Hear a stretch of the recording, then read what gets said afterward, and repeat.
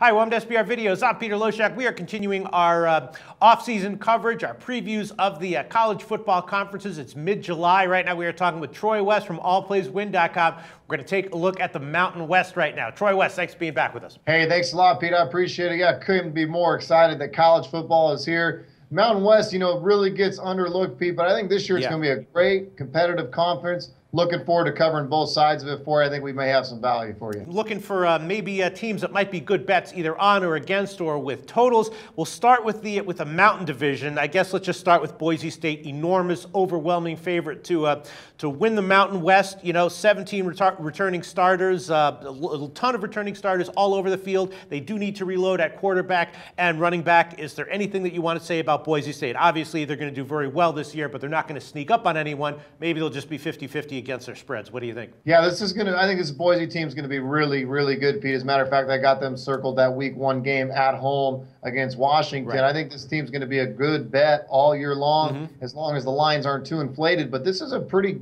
darn good conference, Pete. It really is. Utah State, I think, is going to be right behind Boise State. But if you look at Boise State's schedule, Pete, they may not play a top 25 opponent all season long. So if that's the case and they go undefeated, will they sneak into that playoff? It's going to be interesting, but Boise State's going to be a very, very good football team and damn near unbeatable at home this year. The markets are expecting this, though. I mean, let's take, for example, that game against Washington. I think the early lines that I've seen are like Boise minus 10.5, minus 11. It's giving them a lot of respect, but maybe not. I mean, do you think they're going to win that one by 20? Do you think they're that much better than Washington? And if so, do you think we can expect to see value with Boise State in the early going in subsequent weeks? I think that's going to be a 48-10 type of football. Right.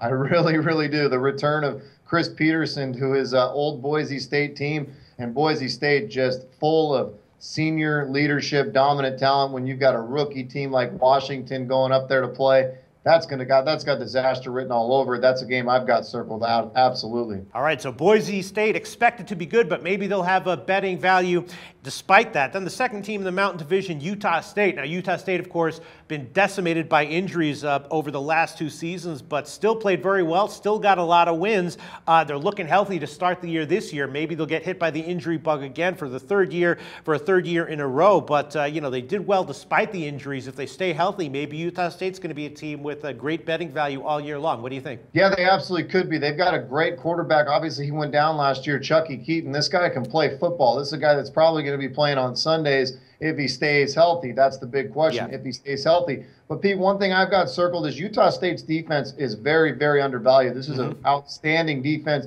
that returns a bulk of their guys. I've got circled that throughout the course of the season, I'm really going to be paying attention to those totals because I think they're going to be a great bet for the under. They get up, they do run a lot of no huddle, but they still like to run the football. They manage the clock.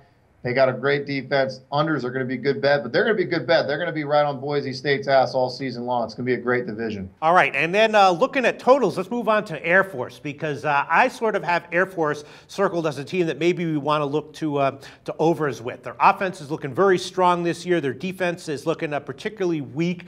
Takes a step back, almost certainly. How big of a step back, I don't know, but they allowed 40 points a game in 2013, and when Air Force has a bad defense, they tend to be undersized, and they can give up a ton of points when they're not expected to be good on defense in any given year, and I think that's the case here. Offense, again, looking like it's got a lot of positives to it. I think maybe we look for overs with Air Force. What do you think about that, Troy? Yeah, overs with Air Force, without a doubt. I've got that circled. The bottom half of this conference, Pete, they really don't play any defense. You look at some of these scores from last year, and will they carry over into this year? But by God, a lot of 50-40 type of football games.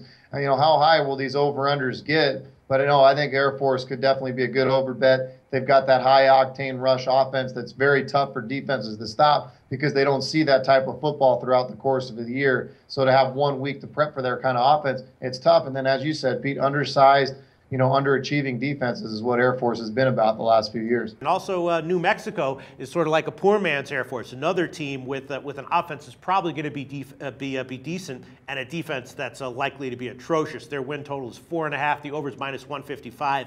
But I'm thinking maybe we circle overs with New Mexico as well. What do you think? Yeah, I think New Mexico is a team I wanted to talk about, Pete. I think they're going to be under the radar a little bit. You got to understand they got a good, solid veteran coach, and when you get that, in a conference like this. A coach like Bob Davie, a lot of the closer football games that you may have against the Colorado States, the Hawaiis, those type of football teams, you got to give the edge to New Mexico. They got a pretty good recruiting class that's coming in. And like I said, a good coaching staff is going to win them some close games. I like the over on the win total without a doubt. I think they're going to get 6 or 7 wins.